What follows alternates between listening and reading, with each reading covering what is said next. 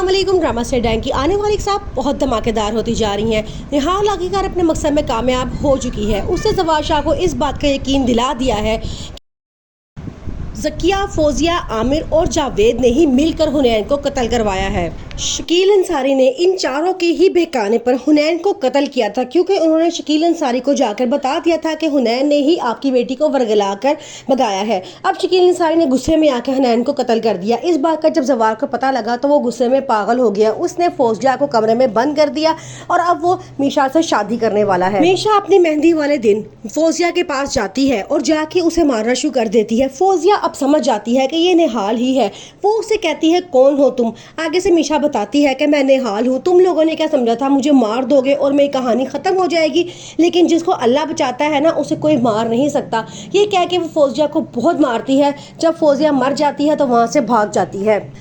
अब इंतकाम की लिस्ट में शबाब सबसे एंड पे रह जाती है। अब वाली है शबाब की। मीशा का अगला टारगेट होता है शबाब और उसके बाद ज़वाद शाह। मीशा शादी करती है तो शबाब और टूट जाती है, क्योंकि वो ज़वाद शाह को बहुत चाहती है और वो जानती थी कि ज़वाद शाह कभी उसे नहीं छोड़ सकता या उसकी जगह किसी को नहीं दे सकता। आज जब मीशा शबाब की जगह पे खड़ी है तो ये बात शबाब के लिए बहुत दुखी है। घर में मीशा और ज़वाद शाह की शादियों की तैयारियां चल रही होती हैं। ज़वाद शाह बहुत खुश होता है, वो वही कुछ करता रहता है जो कुछ मीशा कहती है। अब वो उसके नाम घर भी कर देता है और अपना बेटा हुनैन भी मीशा की गोद में डाल देता है, क्योंकि वो समझता है कि मीशा ही है जो उसके बेटे की अच्छी परवरिश कर सकती है और उसका ख्याल रख सकती है, क्योंकि उसके मुताबिक शबाब ने तो अपने बेटे को शाम के आगे मरने के लिए छोड़ दिया था। ये मीशा ही थी जिसने उसको बचाया और उसकी अब जिंदा है। फौजिया का अंजाम देखकर अब शबाब बहुत डर जाती है। वो जान चुकी है कि ये निहाल ही है जो सबसे बारी बारी अपना बदला ले रही है। अब वो चाहती है कि किसी तरह मीशा को या तो मार दिया जाए या इस घर से निकाल दिया जाए, तभी शबाब की खैरियत है।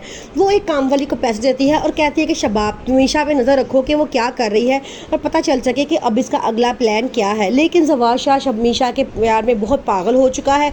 अपनी तमाम जायदाद, अपना घर, सब कुछ मीशा के नाम कर चुका है।